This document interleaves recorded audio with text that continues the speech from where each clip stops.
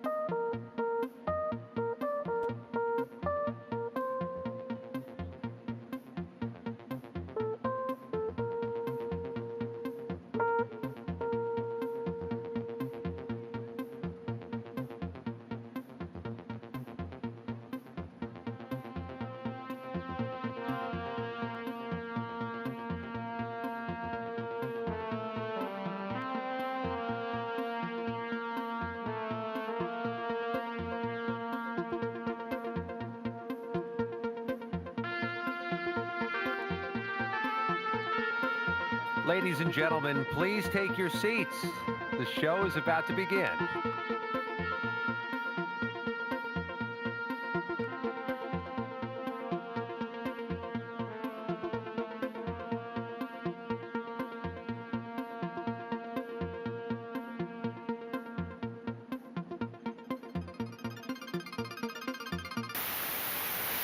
What's happening in your neck of the woods? It's the White House Correspondents' Dinner, and some politicians are about to be roasted. Journalists gather to toast free speech at the White House Correspondents' Dinner. We have awards, scholarships, and laughs coming your way. It's Saturday night, and Colin Jost is not in New York. Get ready to laugh, everyone. The show is about to start. This star-studded celebration of the First Amendment. Picture a room full of the most prestigious names in Washington.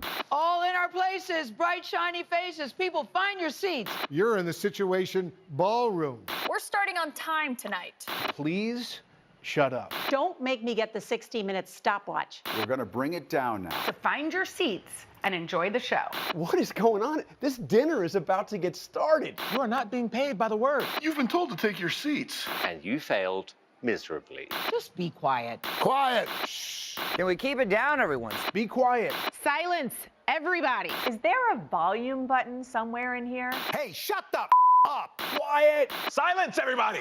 Zip it. Zip it. Do I have to come down there? Hey, shut up. The White House Correspondents' Dinner. The White House Correspondents' Dinner. The White House Correspondents' Dinner. White House Correspondents' Dinner. Begins in 10, 9, 8, 7, 6, 5, 4, 3, 2, 1. Let's go. Live from Washington, D.C., it's the White House Correspondents' Dinner with special appearances by Eugene Daniels, Lester Holt, Steve Kornacki, Scott McFarland, Karen Travers, Kristen Welker, impressionist Matt Friend, the President of the United States, and tonight's headliner, Colin Jost. Now, here's your White House Correspondents Association President, Kelly O'Donnell.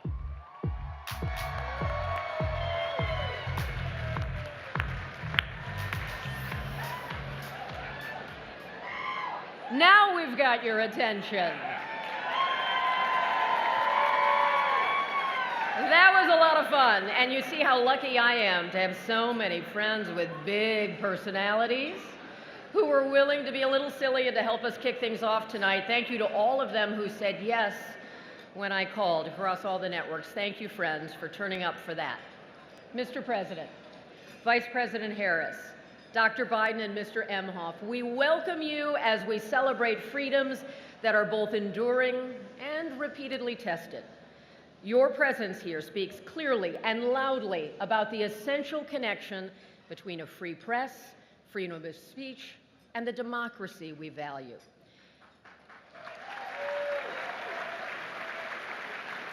Tonight, we will honor excellence. We will look to the future with support for our student scholars. But we know that eyes are wide open here. We come together for this grand evening in tumultuous times with crises and conflicts all around us. There's no mistaking that. We also know that life has many dimensions, including time to celebrate and time to laugh. So many of you have reached out to me to say how excited you are to see Colin Jost as our entertainer. Let me be honest with you. When your dream choice to headline this event and this crowd says yes, that is a good day. That is a good day. Thank you, Colin, for being here. And I know Colin cares about history and thinks about history like so many of us in the White House Correspondents Association. And I don't mean dusty books in the library. I learned a lot about Washington from hearing laughter on Saturday nights when I was growing up in Ohio. And that showed me humor could take on serious subjects and leave us feeling a little lighter. So I asked Colin and our friends at Saturday Night Live to open up the time capsule, nearly 50 years of political humor, to take us on a fun and funny ride. Ladies and gentlemen, the President of the United States. No problem. Don't want to be here, here, here, and here, and here, and here. Not gonna do it. Not gonna. I will do this. I will do this. I will do them both together. One thing about being a leader is that a leader has to make some very tough decisions. That's why I'm going with the chimichangas. We are almost out of time, so I will ask each candidate to sum up in a single word the best argument for his candidacy. Governor Bush? Strategery. Vice President Gore? Lockbox.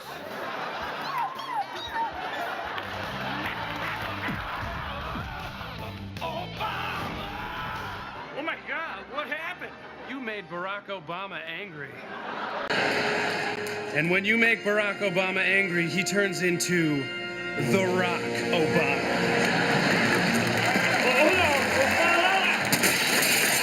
Hey everybody, it's me, your VP, Joe Biden, and I'm inviting you all to join me this Monday, the Biden Bash. Do you think you can jump higher than me? Well, now you can find out in a game I call, Do You Think You Can Jump Higher Than Me? And be sure to join me for my Kung Fu exhibition. Biden time! Ow! Yeah, Wall Street Journal. Are you okay? And you know something, Mr. Cohen? I've never even heard of you! Your mother has. Hey! Hey! I can't believe all this mess happened in Iowa because of an app. Hey, I have an idea for an app. It's called No Apps. Senator Mitch McConnell seen here being told a black woman made a country album.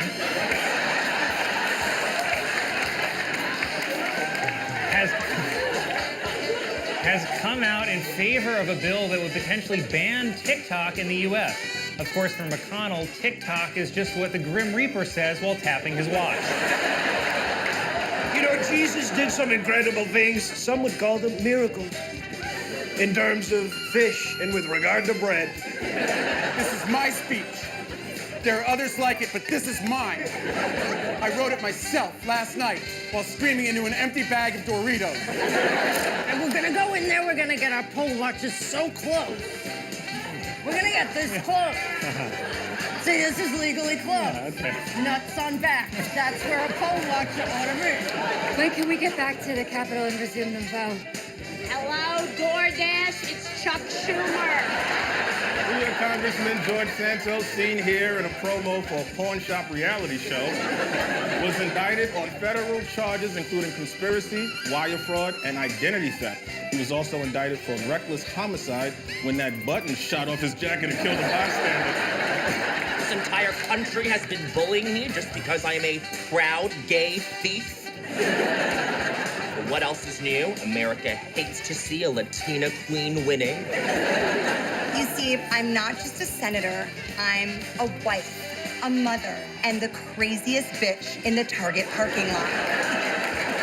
House Speaker Mike Johnson said that he is blurring the faces on the footage of January 6 rioters so that none of them would be charged with a crime. So unfortunately, we'll never know who they are. It's a terrible time for our country. I am standing weirder than ever. I just pounded a Celsius. Let's do this. Woo! And remember, we may be from different eras, but at the end of the day, we're both Joe freaking Biden. And live from New York, it's Saturday night. We are live, and our Dateline is Washington. Thank you, Lauren Michaels, Colin, and the SNL team. Now to our first bit of business. 50 years of SNL, we can applaud for a moment. That was my whole life flashing before my eyes of watching all of that. We begin with our business of the awards tonight, and we honor excellence, not only to recognize the superb reporting, writing, and photography, but to inspire more great work from so many of you when true facts, real accountability, and well-reported insights are so vital. I turn to a newsman I first met when I was a college intern, and he was a local news anchor in Chicago. That means I've admired him for a long time. Please welcome the anchor and managing editor of NBC Nightly News, Lester Holt.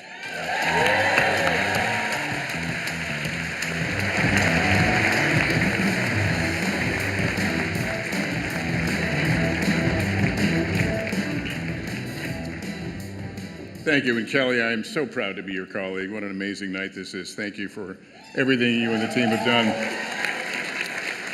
Each year, a panel of independent judges reviews dozens of entries for the 5 major WHCA Journalism Awards. It's my honor to announce this year's winners.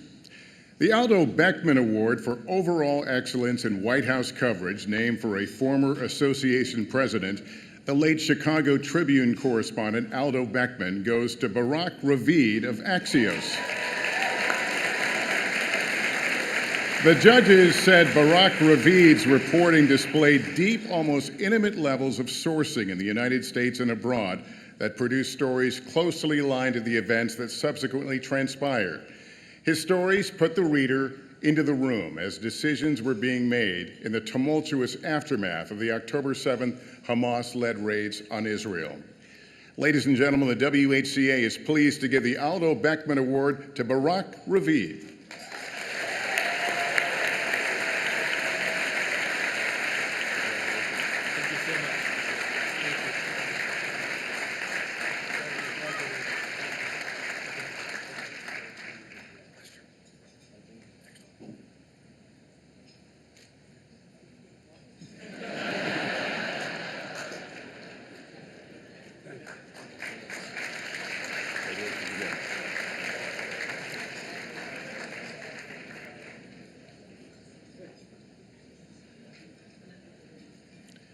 The WHCA gives out 2 awards for reporting under deadline pressure, one for print, another for broadcast.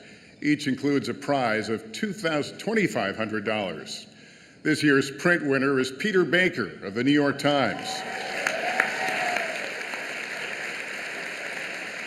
The judges said Baker's coverage of President Joe Biden's visit to Israel just days after the October 7th attacks filed on Deadline from Tel Aviv combined a comprehensive recounting of that whirlwind trip with expert reporter-driven analysis of the president's messaging and priorities during a fraught moment.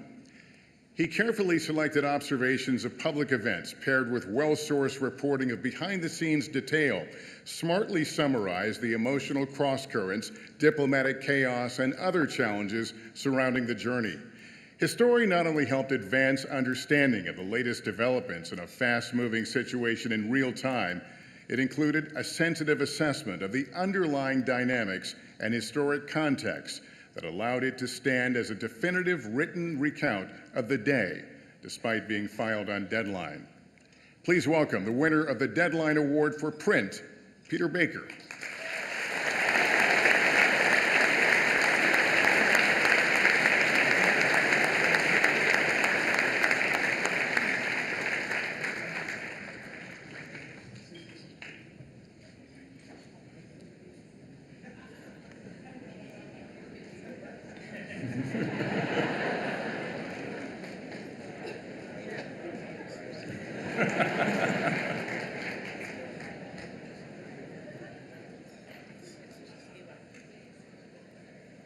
All right, now the Broadcast Award for Excellence Under Deadline Pressure. This year's winner is Tamara Keith, NPR.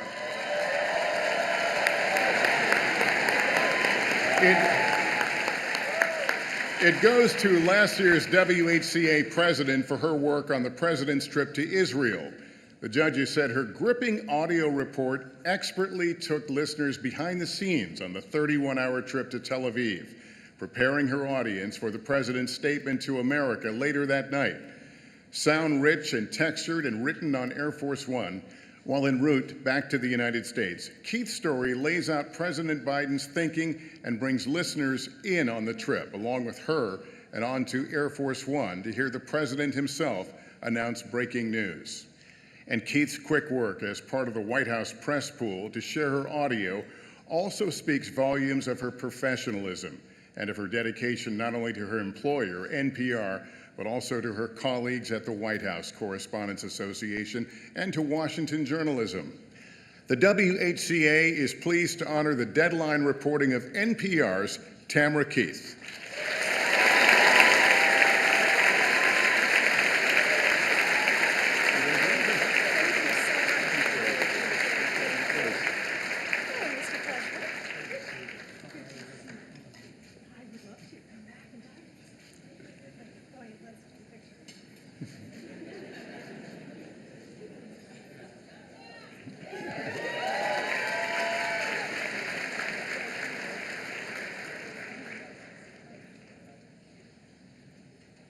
Now the award for excellence in presidential news coverage by visual journalists. This award recognizes a video or photojournalist for uniquely covering the presidency from a journalistic standpoint, either at the White House or in the field. This could be breaking news, a scheduled event, or feature coverage. It includes a prize of $2,500. This year's award goes to Doug Mills, the New York Times, for this photo of President Biden boarding Air Force One in Warsaw for the journey back to Washington, D.C. after meetings and speeches about the war in Ukraine. The judges praised the photo for showcasing three key elements: action, composition, and feeling. They each also viewed the picture differently, agreeing that whether the picture is foreboding or optimistic, the interpretation is left to the viewer. Of the impressive batch of visual entries, they said this photograph best captured the news-making year. Please join me in congratulating New York Times photographer Doug Mills.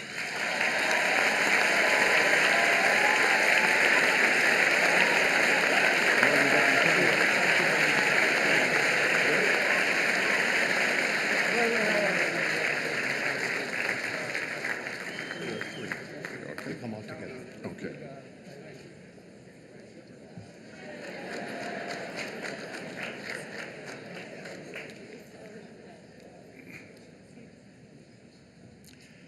The Collier Prize for State Government Accountability is presented by the University of Florida College of Journalism and Communications. This is the 5th year we have presented this prize at the dinner, and it comes with a check for $25,000. This year's award goes to a collaboration between the Texas Tribune, ProPublica, and Frontline, reporting on the tragic mishandling of the active shooter situation at Robb Elementary School in Uvalde, Texas on May 14, 2022.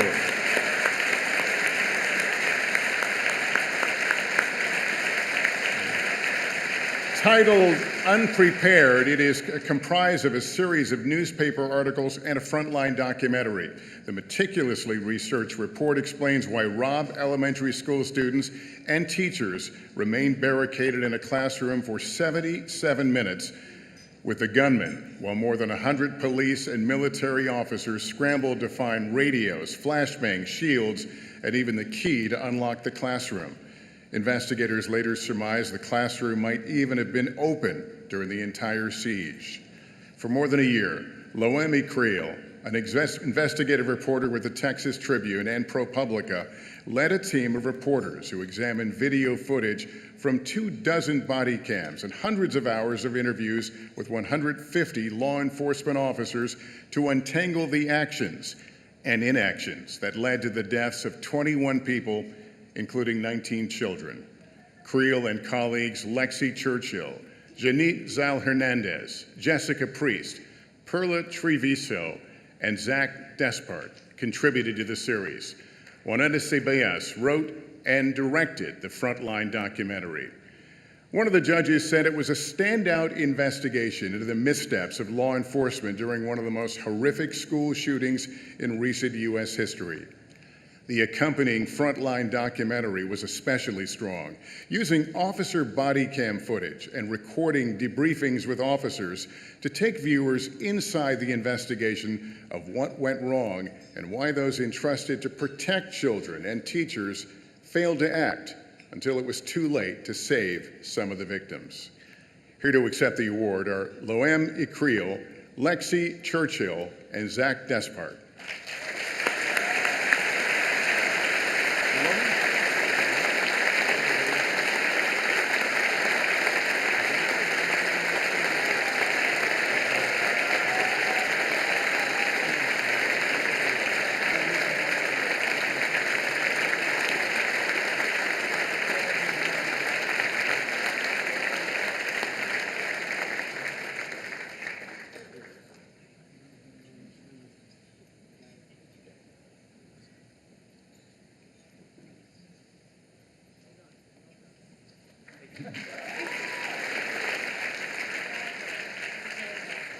One award, 4 people.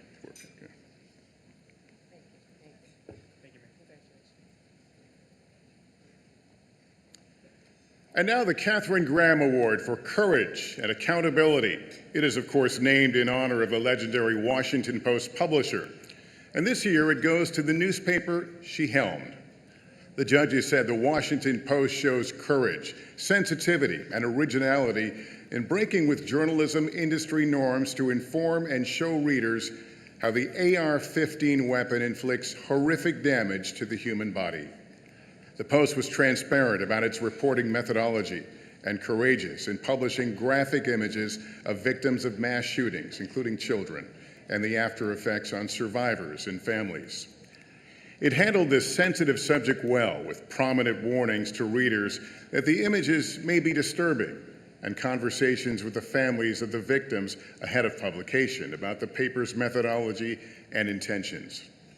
The Post's executive editor, Sally Busby, also published a lengthy explanation outlining the newspaper's choices. She acted with sensitivity toward the victims and the survivors, and elevated our nation's important national conversation about gun safety, gun ownership rights, and the tragic blast effects of the AR-15. The Post's decision to publish this story exemplifies the journalism, courage, and skill that Katharine Graham exhibited regularly under her leadership. Please welcome the winners of the Katharine Graham Award from the Washington Post, Nick Kirkpatrick, Sylvia Foster-Frau, Todd Frankel, and Peter Walston.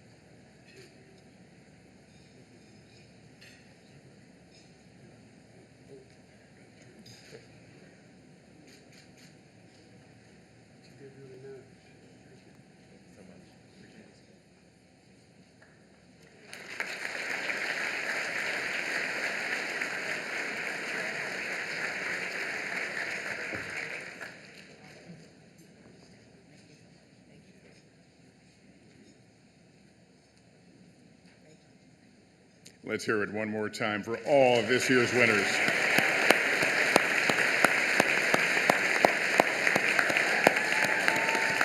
Ladies and gentlemen. And now from Meet the Press, we take you inside the White House Correspondents' Dinner for the night by the numbers. Our own Steve Kornacki is at the big board to break it all down. Steve? All right, Kristen, been crunching some numbers, and why don't we start with a map? Now, not an electoral map, but a map of the banquet hall. You can see right here there are 260, count them, 260 tables, each one of them set for 10 people. Some real advanced math here. That works out to 2,600 people. Now, if it feels a little cramped around you, it's for good reason. The entire venue, less than 30,000 square feet. So good luck maneuvering your way around. And leave a little extra room, if you will, for your servers. Here's a stat about that banquet staff. 25 years, a quarter of a century. That's the average experience at WHCA dinners for each banquet team member. Now, let's get to the most pressing question that I know is on your mind right now. What's on the menu? Well, let's check that out. Holy potatoes, as in 675 pounds of them. I'm told this might be a nod to a certain president's Irish root. And speaking of presidents, here's another number to keep in mind. That number is 16, as in there are 16 sitting presidents who have attended this dinner through the years. Started with Calvin Coolidge back in 1923. But enough about the presidents. I want to talk about you for a minute, because by being at this dinner, you're doing something very important. You're contributing to scholarships for the next generation of journalists, 30 of them waiting in the wings tonight. And that brings me to the single most important number I can share with you this evening. That number is $3.5 million in scholarships from the WHCA and its partners, given out since the 1990s. So congratulations to the recipients. That is your dinner data. As a White House correspondent for ABC News, her reporting can be heard on 1,650 ABC News radio stations and seen across 200 ABC News affiliate television stations and on the 24/7 streaming channel ABC News Live. Here's Karen Travers.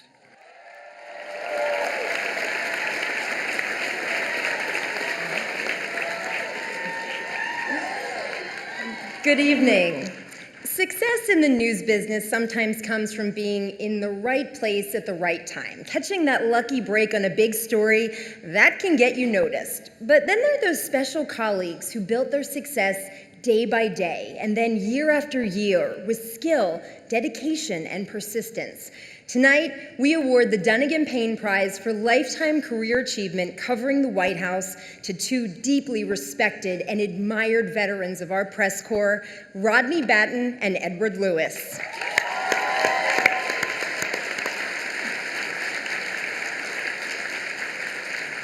If you have watched any of the major events coming out of the White House over the past several decades, from presidential interviews to Oval Office meetings to summits all around the world, you have seen Rodney and Ed's work. They always got their shot when it counted, again and again. Rodney Batten, a White House senior photographer, will mark 50 years with NBC News next month. 50 years.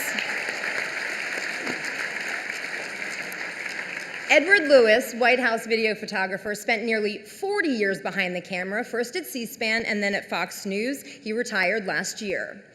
Rodney and Ed are each masters of their craft, with technical skill and a feel for what makes great television news.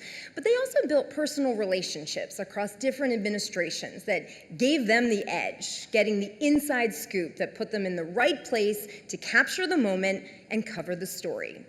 This prize is named for the first two African-American women of the White House press corps, Alice Dunnigan and Ethel Payne.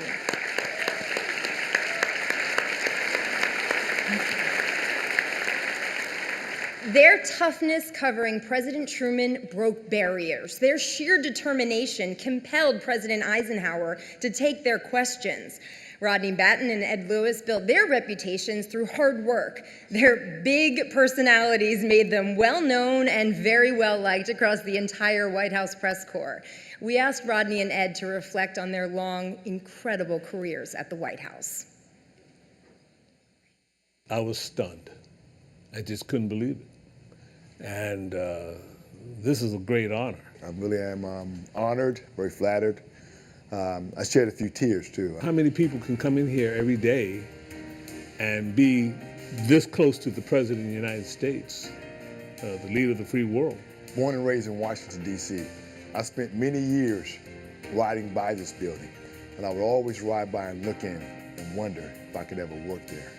And that dream came true. Being around presidents gave me a sense of pride, honor, and hard work that I put in, because the world is waiting for the video that Rodney and I shot. Being travel pool, which we've both done, is probably the pinnacle of covering the White House, particularly abroad, because we are representing the press corps of the United States. I had the honor of covering the night that the U.S. had the bin Laden situation. I was called in. We were just shocked to see what was going on, but we knew that there was something big and we had to get to work fast. This job requires teamwork. I've been here a little bit longer than Ed, so a lot has changed.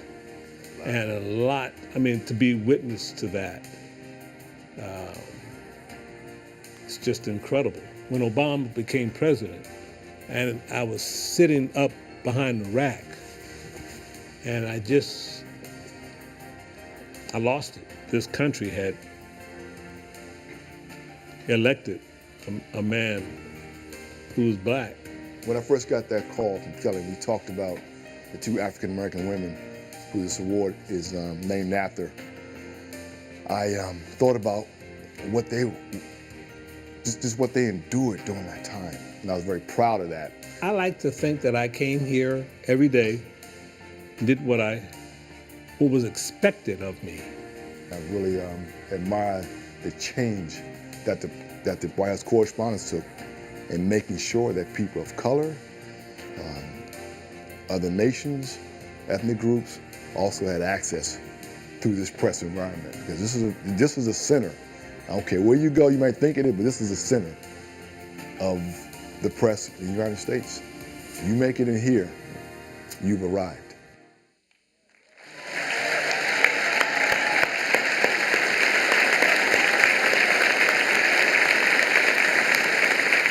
I am delighted to present the Dunnigan Payne Prize for Lifetime Career Achievement to Edward Lewis. Congratulations, Ed. And Rodney couldn't be here tonight. He is on a very special trip, but accepting on his behalf is his son, James.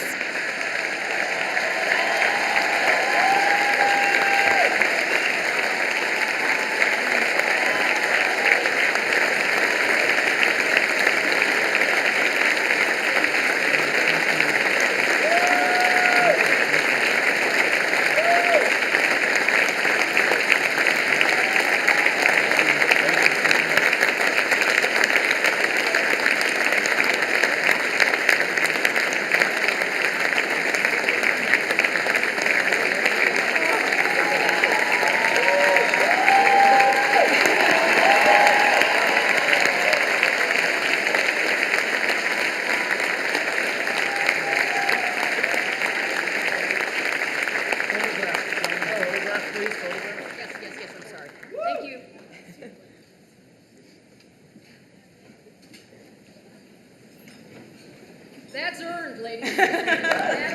That's earned. Once again, congratulations to Ed and Rodney, and thank you all very much. For decades of correspondence dinners, presidents have peacefully, yet comically, jabbed their political rivals and detractors. In 2011, Barack Obama roasted a private citizen. Donald Trump is here tonight. And obviously, we all know about your credentials and breadth of experience. For example, no, seriously, just recently, in an episode of Celebrity Apprentice, at the steakhouse, the men's cooking team did not impress the judges from Omaha Steaks. And there was a lot of blame to go around, but you, Mr. Trump, recognized that the real problem was a lack of leadership. And so ultimately you didn't blame Little John or Meatloaf. You fired Gary Busey. And these are the kind of decisions that would keep me up at night.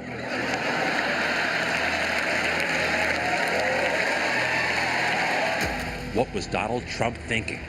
Would he recover from this? Tonight, your answer. Well, I will tell you, it is really a tremendous opportunity to be at the most failed dinner anybody's ever seen. Great to see you losers. A lot of people say that. Hello, everybody. Why is it so quiet? What's happening? It's quieter than Sleepy Joe. Hello, Joe. How are you? Great to see you. We're going to debate, right? That's what they're saying. There's a lot of stars here. There's a lot of great people. There's Scarlett Johannesburg. Scarlett is here from Black Widow. I love the blacks. I really love the blacks. It's true. You have a lot of people that could potentially be a vice president. You have Lara Trump, who's a lot better than Ronna McDonald. Who doesn't love Ronna McDonald, right? I'm loving it. You like a Happy Meal, right? You like that? But I will tell you, this dinner, you're so tight. It's so uptight, right? This dinner is sadder than Taylor Swift's new album, The Tortured President's Department, right? Look at him, with the white tuxedo. He doesn't like me too much, right? But I will tell you, the Chinese apps are being banned. It's horrible. We have to post our David Peckers on Snapchat now. That's what they're saying. Let's face it, folks. I'm on fire right now like the guy outside the courthouse, right? Not soon enough. Not soon enough. But I will tell you, I am killing this dinner harder than Kristi Noem kills the puppies. Moving on, please. Even Bernie has something to say. Mr. Trump, you have no idea what the ordinary experiences everyday Americans are. I am concerned with battling the ruthless dictators like Vladimir Putin. Can we all agree on that? Can we all agree? Even Mitch would agree with that right now. Mitch?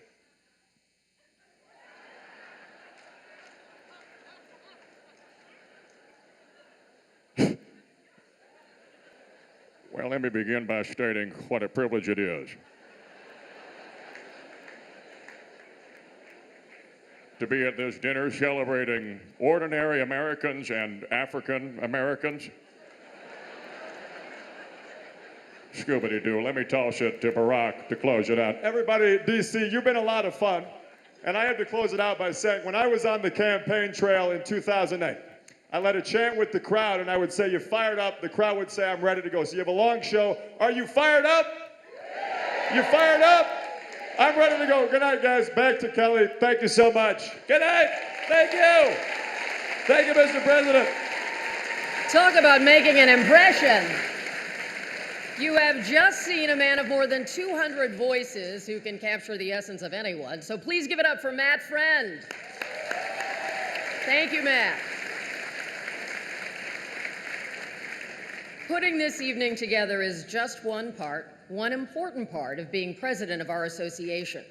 I'm happy to welcome a good friend who will succeed me later this summer, and we promise a peaceful transition. Please welcome from Politico, Eugene Daniels.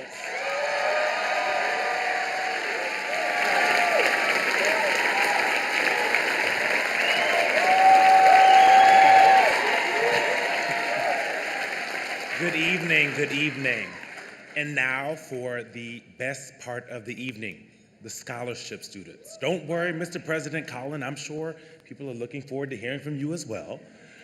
The WHCA history spans 110 years, but we are also very focused on the future and young journalists who aspire to report on government, politics, and the White House themselves one day. In 1991, our association began this commitment to give back and, most importantly, lift up promising students. Not only financial help, but WHCA mentors make a year-long commitment to work with these students, offering advice and encouragement. And we all know what a difference that can make. None of us would be here without opportunity and support, and most importantly, again, people who are ready and willing to lift us up. We have built important partnerships to extend the reach of our giving, and our dinner is the primary fundraiser for our association and our scholarships. So thank you for your support and your checks. Thank you very much. Tonight, we congratulate 30 students from 16 colleges and universities around the country. Friday, they received a tour of the White House, received a briefing with Senior Advisor to the President, Anita Dunn, and got amazing advice from journalists who'd literally been in their shoes. I can tell you from experience, they are bright, brilliant, and ready to take all of our jobs. Let's meet them. I believe in the First Amendment. I believe in the First Amendment. I believe in the First Amendment. I'm Amaya Gavika from Boise, Idaho. Alex Wally from Columbus, Ohio. Trinity Webster Bass from Jacksonville, Florida. Grace Konecki, and I'm from Hudson, Ohio. I'm Gabe Castro-Root from San Francisco, California. Sejal Govindarao from San Ramon, California. Eli Boltz from Tomball, Texas. Danielle Blinn from Mission Viejo, California. And Hajar Gilani from Philadelphia, Pennsylvania. Clayton Vickers. I'm from Boise, Idaho. JD Jean-Jacques from Greenwich, Connecticut. Julianne Ventura from Indianapolis, Indiana. Kyle Fisick from Duluth, Georgia. McKenna Christie, I'm from Palo, Ohio. Keisha Bickus, I'm from Flagstaff, Arizona. Tyra Ware from Bowie, Maryland. Matthew Patillo from Lawrence, Kansas. Caleb Winters, I am from Upper Marlboro, Maryland. Catherine Mahoney from Olney, Maryland. Keegan Ward from Orlando, Florida. Juan Pablo Lopez from Bogota, Colombia. Marika Friedman from Silver Spring, Maryland. Megan Downey from Wilton, Connecticut. Nagara Jaevi, originally from Iran, currently living in the Bay Area, California. Ava Thompson from Chicago, Illinois. Leah Weston from Des Moines, Iowa. Grace Kenyon from Fort Collins, Colorado. Tahira Sajadi from Scottsdale, Arizona. We are the future of journalism.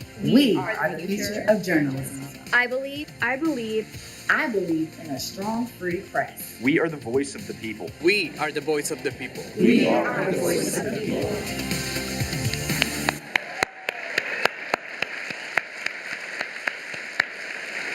Now, part of this very special experience is that our WHCA scholars were able to meet the president, get a picture, and most importantly, they are here with us in the ballroom.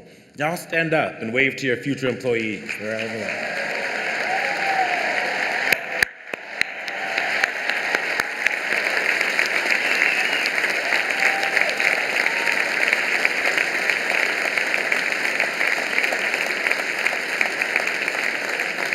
And when you see them tonight, give them your time, your advice, and your cards, because trust me, they will be following up.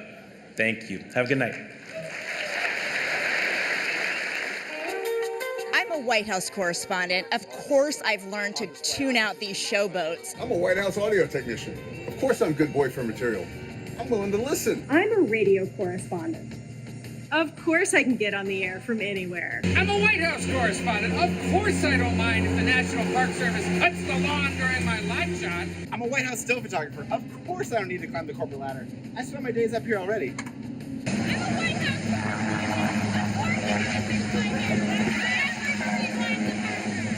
I'm a White House radio correspondent. Of course my office is a windowless closet in the basement. I'm a White House audio technician. Of course I'm a professional counter testing.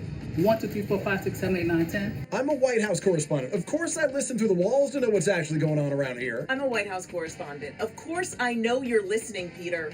Knock it off! I'm a White House wire reporter. Of course, going on the record doesn't require an actual name. Senior U.S. officials. I'm a White House producer. Of course I have a glass from Air Force One. Or maybe a little bit more. We're White House correspondents. Of course we spend half our time in Scranton. I'm a White House photojournalist. Of course we call this the lavatoria because we eat where we... I'm a White House print reporter. Of course I'm desperate for an interview with any Biden. I'm a White House correspondent. Of course, I ask multiple questions on multiple topics with multiple follow-ups. I'm the White House press secretary. Of course, I sidestep a few probing questions here and there with, I don't want to get ahead of the president. Tonight, I want to get ahead of the president, and I have his speech right here. And there are some great punchlines. Here's my favorite. No. We're White House press aides. Of course we move press out of the Oval. Thank you, press! Thank you, press!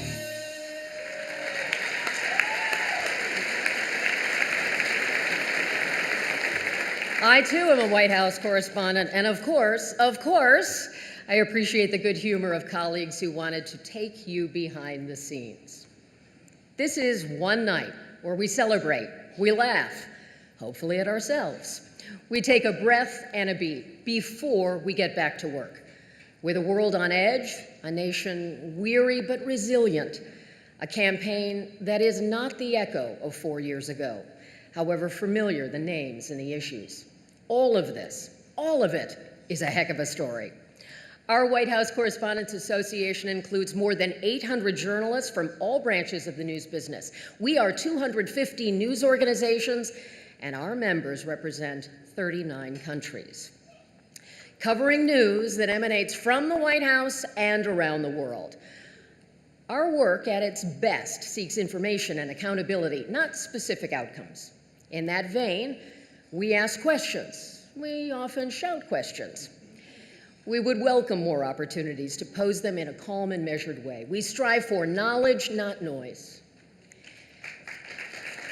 These days, with the boundless resources of taxpayers and donors and the skill of marketing experts, any White House or campaign can create its own content.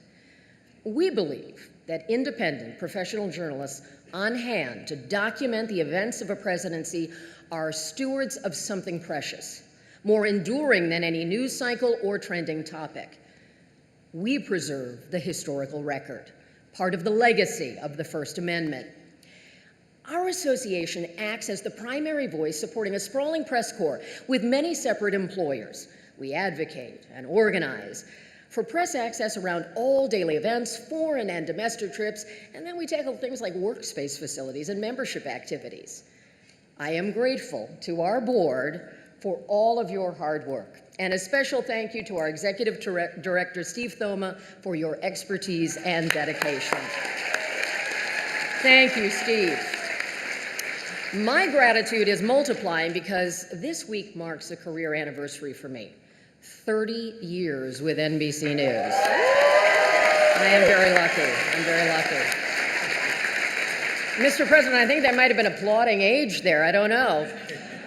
I am optimistic that we can do more to demonstrate that a free press serves democracy, even when truth can be tough to discern and trust is hard to earn and maintain. Even when some of our fellow citizens tune us out, we have work to do to understand the difference between reporting and posting, to use our voices to inform and not to inflame. Those close to me know that I have been counting the days to this dinner for months. But I knew there are others in our news community who've been counting too, for very different reasons. At the Wall Street Journal, they are counting. For Moscow correspondent Evan Gerskovich, 396 days since he was jailed in Russia. The U.S. government has designated Evan as wrongfully detained.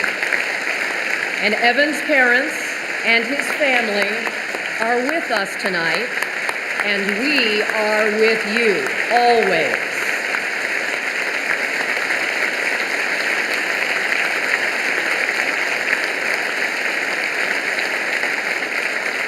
We remember Austin Tice, 4,276 days, nearly 12 years since he was kidnapped in Syria.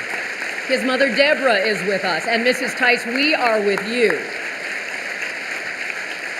And Mr. President, again, we humbly ask that you do everything you can to bring them home. Our profession can be perilous. Since October, about 100 journalists have been killed, most of those deaths in Gaza, according to the Committee to Protect Journalists. Around the world, more than 320 reporters imprisoned as of December, including an American with dual Russian citizenship, Alsu Kermayshev, who works for the US-funded Radio Free Europe Radio Liberty. She has been jailed in Russia since October. Here at home, there are different challenges, online threats, hostility vented at reporters on the job, and anxiety is about a paycheck. Layoffs have hit our business very hard this year. For news consumers who believe that a free press is essential, demonstrate that belief with a subscription. Show that professionally gathered news is a product you value. And we owe you our best efforts and our highest standards. So I have a ritual that began years ago when I first started on the beat, that no matter what is going on, I make a point to think about this every time I walk through the gates. I remember that I am the granddaughter of Irish immigrants who came here with little and believed in a big, bright future. I recognize that any day could shift from quiet to consequential, upended by unexpected events. History could pivot that very day. So I ask myself, will I be ready? Will I be worthy? Will you?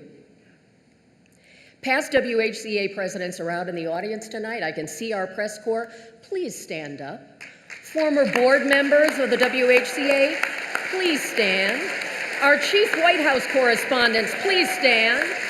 Our current correspondents, reporters, producers, visual and broadcast journalists on this beat, please stand. Colleagues who have previously covered the White House, I am so proud of all of you.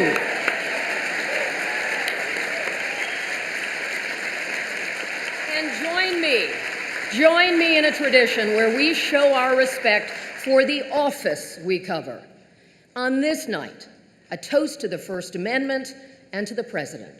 Mr. President. And now, I get to say words those Irish grandparents and my mom and dad never thought were possible. I'm honored to welcome the 46th President of the United States, Joe Biden.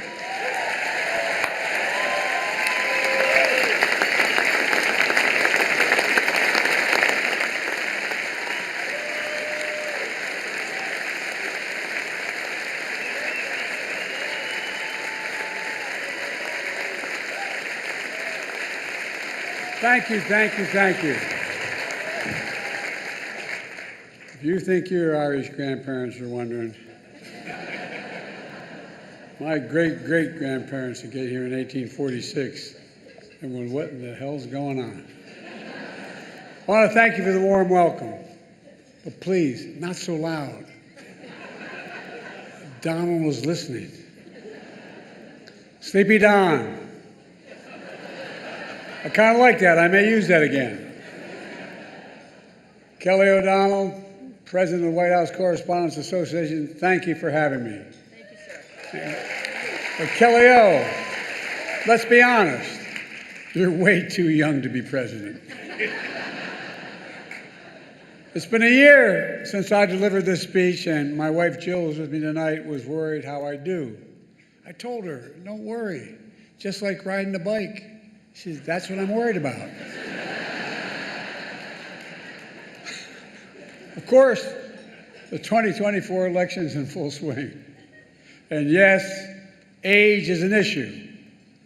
I'm a grown man running against a 6-year-old. Well, I feel great. I really feel great. I'm campaigning all over the country. Pennsylvania, Georgia, North Carolina. I've always done well in the original 13 colonies. And speaking of history, did you hear what Donald just said about the major Civil War battle? Quote, Gettysburg, wow.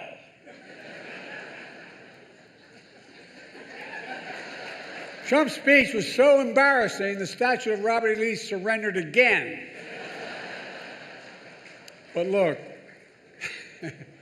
age is the only thing we have in common. My vice president actually endorses me.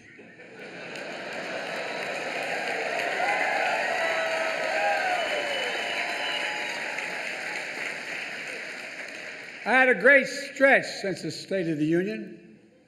Well, Donald has had a few tough days lately. You might call it stormy weather. What the hell? Trump's so desperate he started reading those Bibles he's selling. Then he got to the first commandment. You shall have no other gods before me. That's when he put it down and said, this book's not for me. Look, being here is a reminder that folks think what's going on in Congress is political theater. That's not true. If Congress were theater, they'd have thrown out Lauren Boebert a long time ago.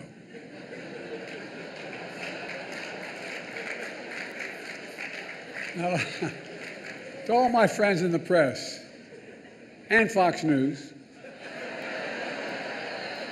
some of you complain that I don't take enough of your questions. No comment. Of course, the New York Times issued a statement blasting me for, quote, active and effectively avoiding independent journalists. Hey, if that's what it takes to get the New York Times to say I'm active and effective, I'm for it. It's okay.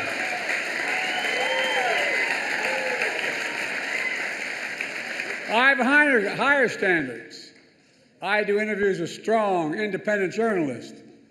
who millions of people actually listen to, like Howard Stern. And I know you're looking around and saying, this guy's been doing this for 50 years. He's had his moment. Give him someone else a chance. To say that, I say, Lauren, ignore the critics. Ignore the critics. Lauren's a great friend who's had 8 comedians play me over the years on Saturday Night Live. 8. And who the hell says I'm not a real job creator? Look, Lauren's had even more comedians and actors joke about me, like the funny guy in Weekend Update, Michael Che. He's hilarious.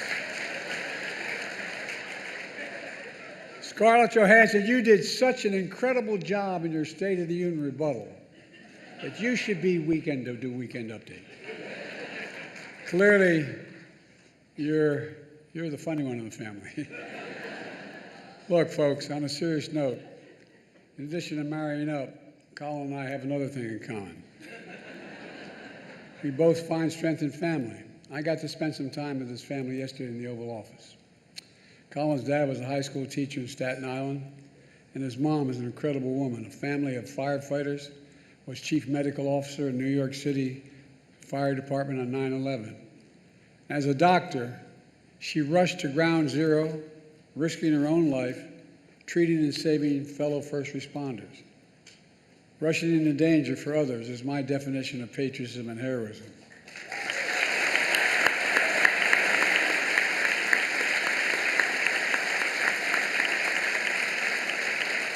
And so is what all of you do when you report truth over lies. That's why I want to close the night with my genuine thanks to the free press. There are some who call you the enemy of the people. That's wrong and it's dangerous. You literally risk your lives doing your job. You do.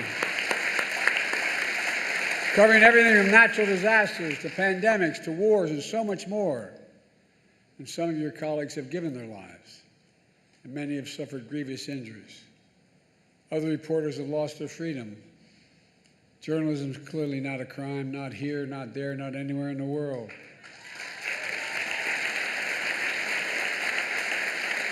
And Putin should release Evan and also immediately. Just we're doing everything we can. We're doing everything we can to bring home journalists, fellow journalists, Austin, and all Americans like Paul Whelan, who wrongfully detained all around the world. And I give him orders to Biden. We're not going to give up until we get them home. All of them. All of them.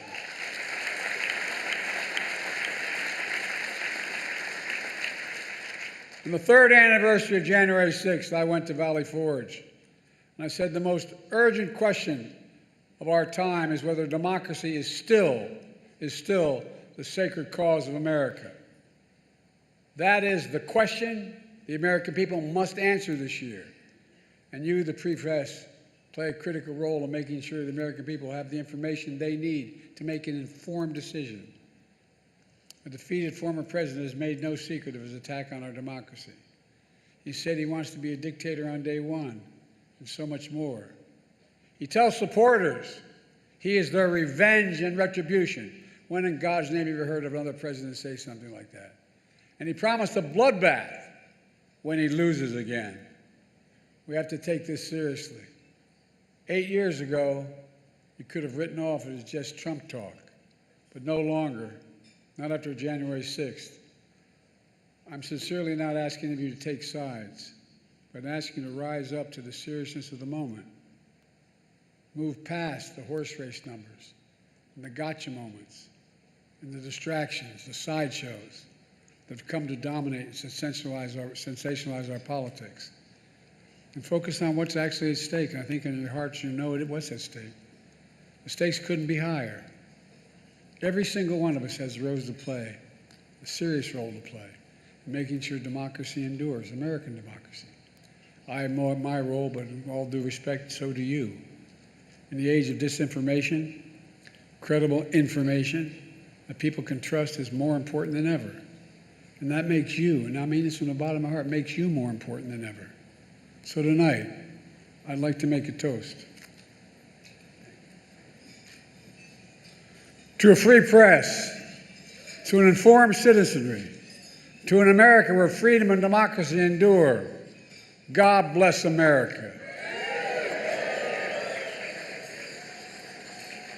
Now, I'm going to turn it over to Kelly, then you'll hear from a real comedian. I think I know what I'm in for. You know, Colin Jost has taken aim at me before with his jokes. Oh, I'm sure. You ready? Like saying, after winning the South Carolina primary, Biden barely edged out his closest rival. Time. Colin, when I win, I'm going to have a whole hell of a lot of time. And I'm going to be watching, pal. Kelly, back to you.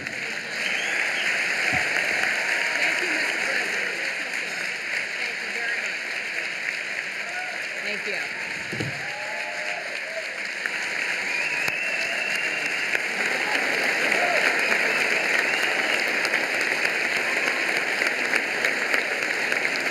Thank you, Mr. President. Thank you so very much for being here and for your words in support of journalists. And now we turn to Colin Jost, our headline entertainer.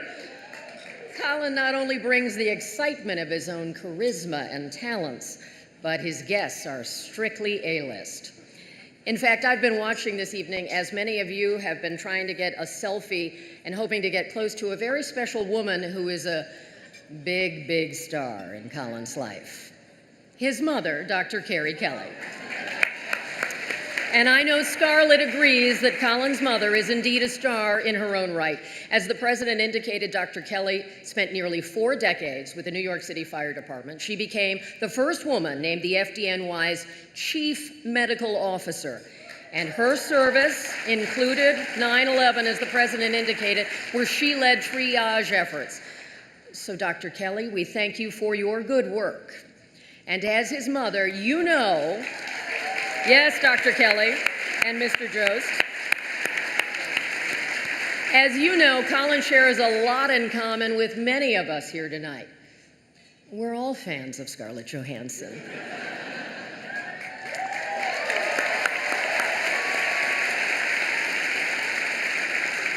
So for a moment, I'm going to take you back to when Colin himself was a reporter for the esteemed publication at Regis High School. The Owl. A young Colin Jost scoop, 10 ways not to start an English paper. And in-depth reporting on faculty summer plans. Then and now, Colin Jost is at the core a talented writer. That's why I wanted him here tonight. And he is now the longest-serving anchor of Weekend Update on Saturday Night Live. Are you ready? Are you ready? It is my thrill to welcome Colin Jost.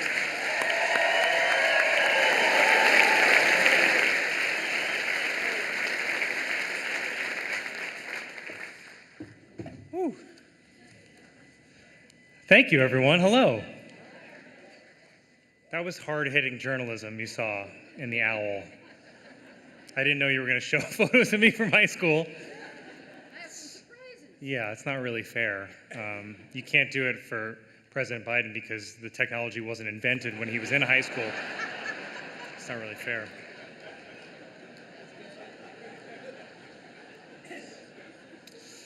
Good evening, everyone. I'm Colin Jost, and I'll be delivering the Republican response. I'll be honest with you, I don't have a lot of time. I need to get back to New York because I'm juror number 5 on a big trial. Trump's lawyer took one look at me and he's like, he's got to be on our side.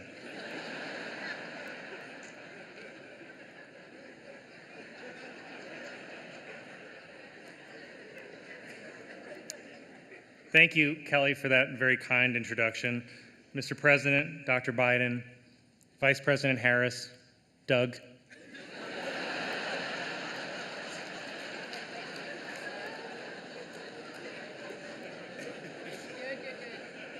Doug, as you can tell from all the comments about my wife, I'm also used to being the second gentleman.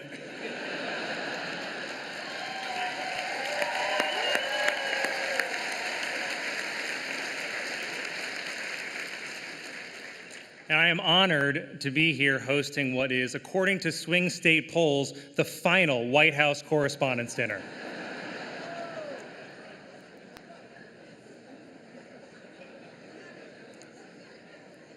I hope that tonight will be a night to remember for most of us.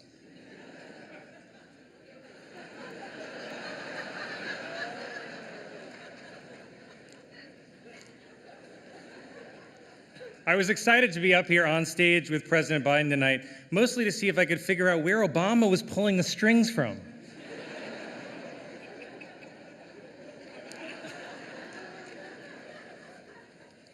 I have to admit, it's not easy following President Biden. I mean, it's not always easy following what he's saying, like.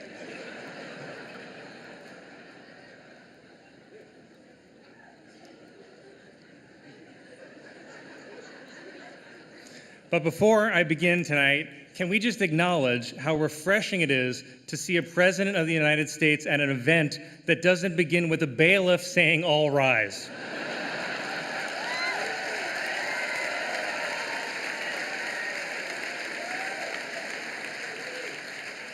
And I would like to point out, it's after 10 p.m. Sleepy Joe is still awake, while Donald Trump has spent the past week falling asleep in court every morning, though Fox News said he was just being anti-woke.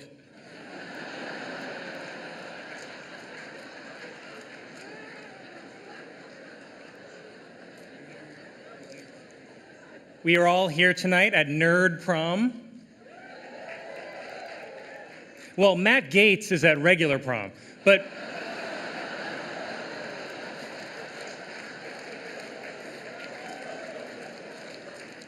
I actually thought I saw Matt Gaetz here tonight, but it was actually just my own reflection in a spoon.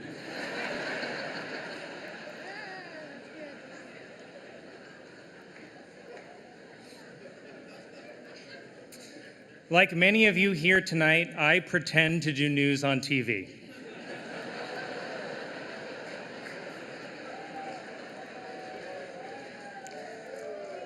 My Weekend Update co-anchor, Michael Che, was going to join me here tonight, but in solidarity with President Biden, I decided to lose all my black support.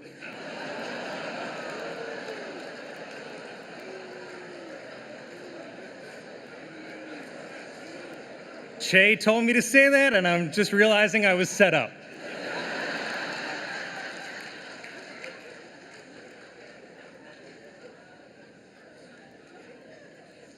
I've done Weekend Update for a while now, but most people don't know that I started out doing the actual news. My first job out of college was as a reporter for the Staten Island Advance newspaper. They do not have a table here tonight, but they asked me to pass along this message to the other print journalists in the room. You think you're better than me?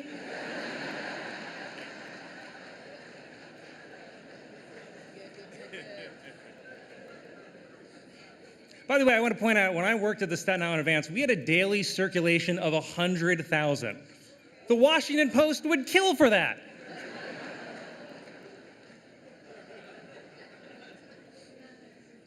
So as a former aspiring journalist, I want to genuinely congratulate all the award winners here tonight. Congratulations.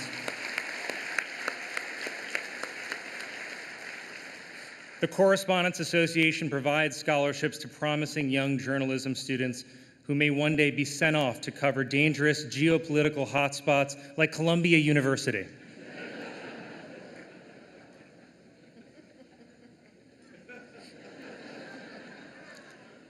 Tonight, this event is being televised live on C-SPAN. Woo!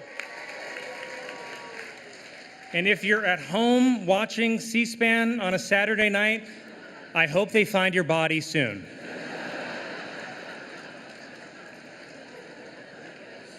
Before your cats get to it.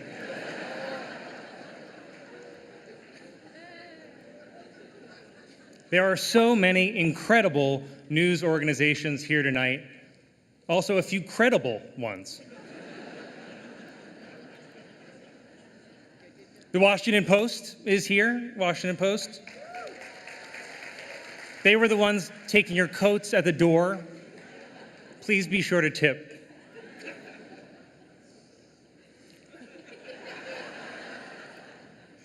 Fox News is here tonight. It's the end of an era. Rupert Murdoch stepped down at Fox News, which is strange. I didn't think there was a step down from Fox News.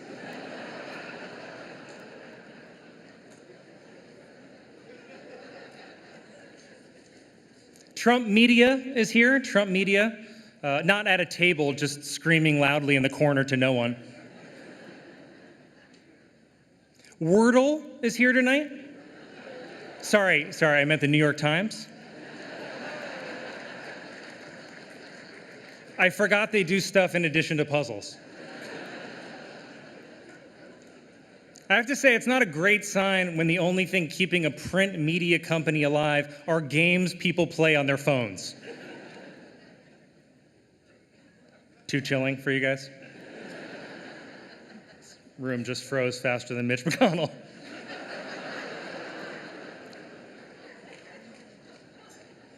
And I have to say, apologies to the Times, but as a Staten Islander, I still get all my news from the New York Post. Thank you. The only paper where the front page always has the same 200-point font, whether the headline is World War III to start tomorrow or Central Park owl dead in building collision.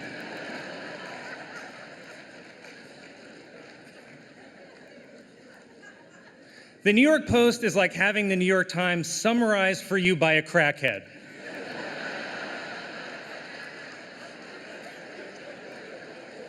The Times will say, a border deal continues to evade Congress, and the Post is like, these Mexicans are taking my stuff.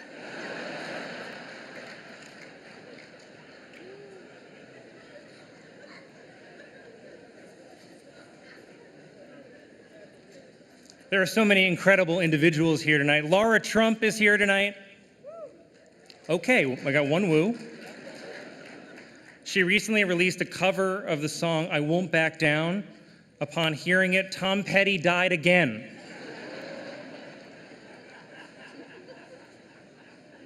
I can't believe I'm saying this to a member of the Trump family, but maybe stick to politics?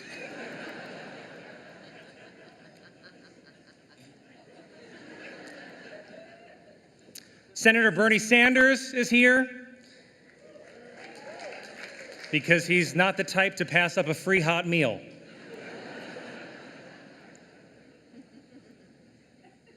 And in general, there are so many hardworking, influential senators and congresspeople here tonight. And I just want to say, on behalf of everyone I know, stop emailing us. Stop it. We get it. Democracy is on the line. And your plan to save it is to flood our inboxes like your Crate and Barrel.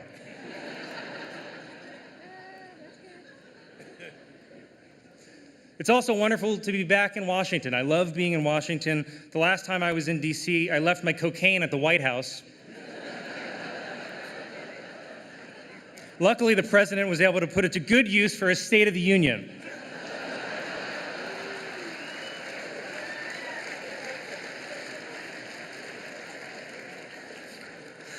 I'm kidding, of course. The president doesn't call it cocaine. He calls it high-speed rail.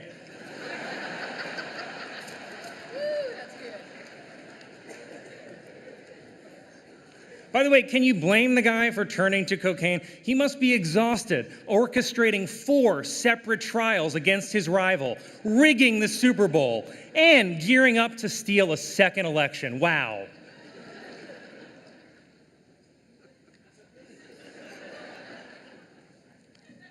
Biden laughed.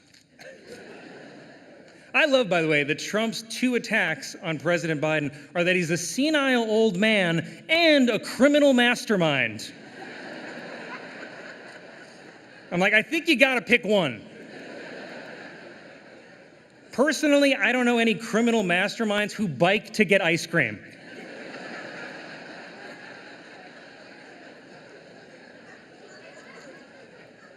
Also, it's not like Trump himself is young and sharp.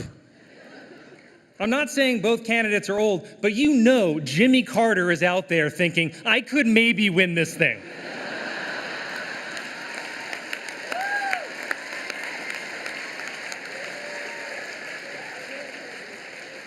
He's only 99.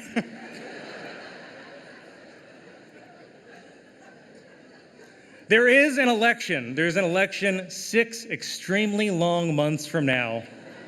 So let me see if I can summarize where this race stands at this moment. The Republican candidate for president owes $500 million in fines for bank fraud and is currently spending his days farting himself awake during a porn star hush money trial, and the race is tied?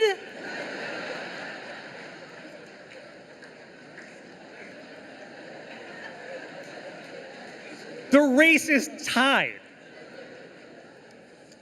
Nothing makes sense anymore. The candidate, who is a famous New York City playboy, took abortion rights away, and the guy who's trying to give you your abortion rights back is an 80-year-old Catholic. How does that make sense?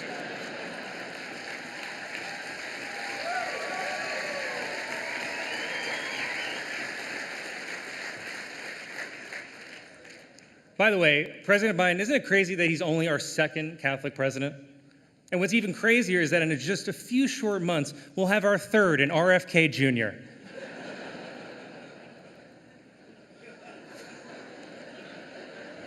I'm kidding. Like his vaccine card says, he doesn't have a shot.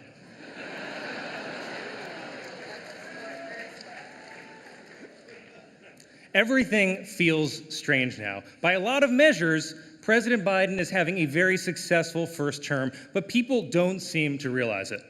Like with the economy, the vibes are bad, but the numbers say it's strong. The economy is kind of like you on the steps of Air Force One.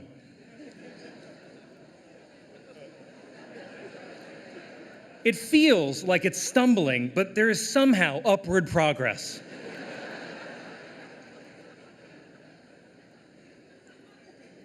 I do think that you can do more on the economy, sir. I really do. For example, have you considered eliminating the national debt by shorting Trump stock?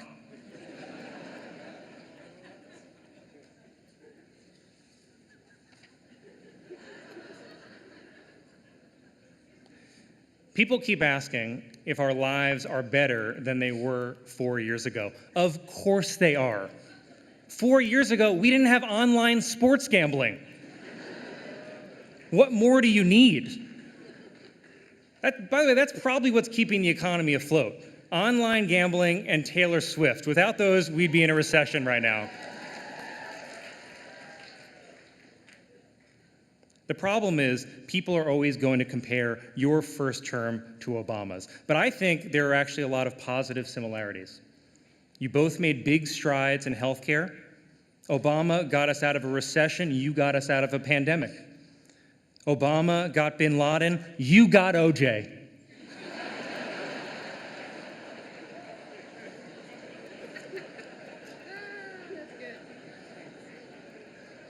And by the way, now that OJ's dead, who is the new frontrunner for Trump's VP?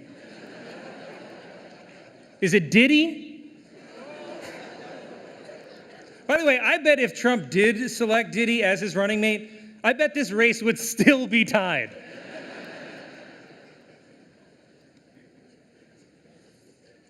I think even some Democrats say that they are underwhelmed, but I think they're just not living in reality.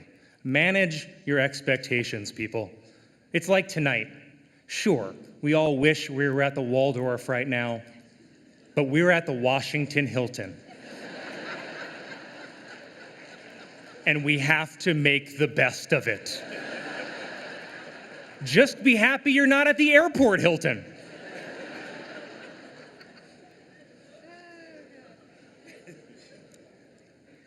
Journalists, these are challenging times, and we need the people in this room to help guide us through it. Your jobs are not easy, and it doesn't help that we're living at the end of traditional media. The gatekeepers are gone. Did you know that 90% of people now get their news exclusively from social media? And that must be true because I saw it in a random guy's TikTok. He was recording the video while driving a Toyota Corolla, but he seemed to know his stuff. Isn't it crazy, by the way, that TikTok could be outlawed in the US by the end of this year? That's a real shame, because we're going to need TikTok to document who is storming the Capitol next January 6th.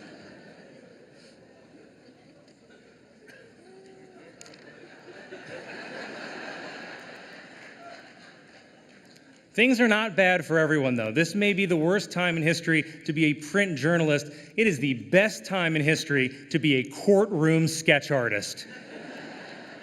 My God, the most famous man on earth is on trial, and there's no cameras allowed.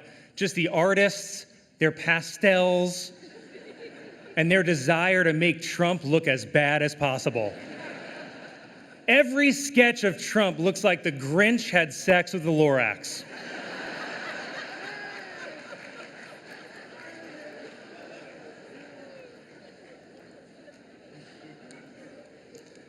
In closing,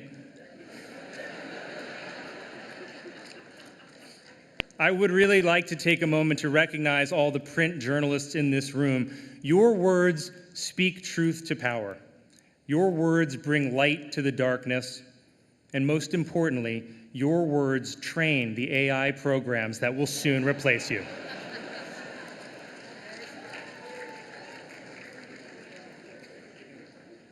And finally, I wanted to thank my family, and I wanted to thank my friends for being here tonight to support me. I want to thank my wife for enduring lots of jokes, and for agreeing to individually meet everyone in this room right after the ceremony.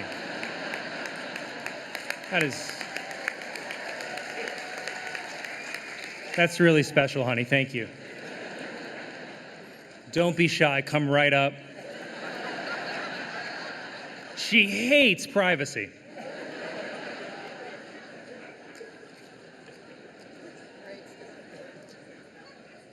And with my family in mind, I wanted to share one last thing with you before I go, and I wanted to share one thing with you, Mr. President, before I go.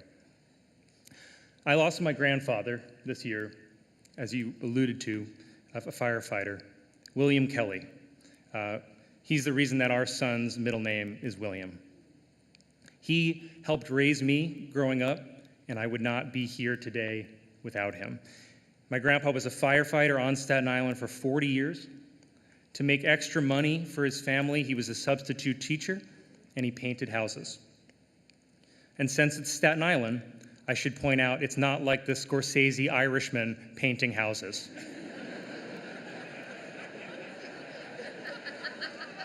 He was not a mafia hitman. He actually painted houses. The FBI is here. I don't want to start a whole thing. My grandfather was another rare Irishman who didn't drink because he lost his father and his brother to alcoholism. And I swear, Mr. President, this is not an age comparison. You remind me of him. Some of your best qualities remind me of his. And I will say he was 95 and he was still great at stairs. I think it's because he didn't try to run up them.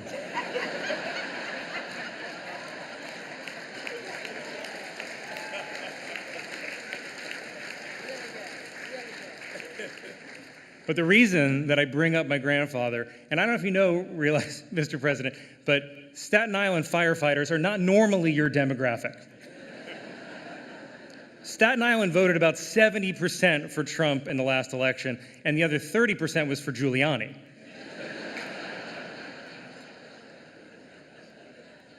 But Staten Island also sided with the British during the Revolutionary War. So we're not always on the right side of history. You remember.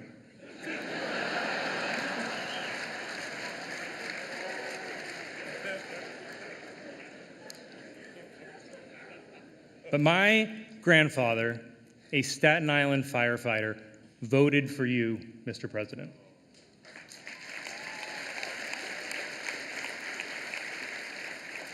He voted for you in the last election that he ever voted in. I mean, I'm sure someone else will vote twice in this election using his name, but that's just how the democratic machine works.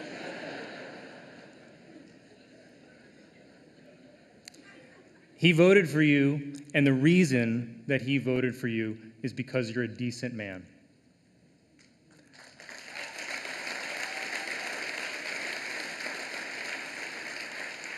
My grandpa voted for decency, and decency is why we're all here tonight. Decency is how we're able to be here tonight.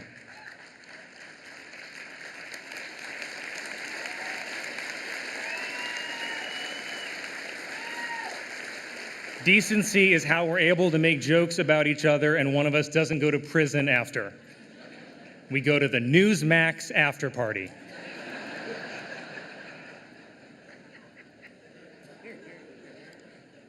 And when you look at the levels of freedom throughout history and even around the world today, this is the exception. This freedom is incredibly rare, and the journalists in this room help protect that freedom, and we cannot ever take that for granted.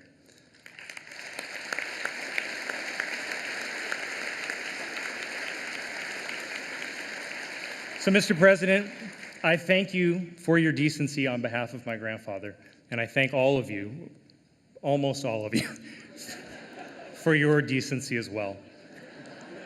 I am very honored and grateful that you invited me here tonight. Thank you and good night.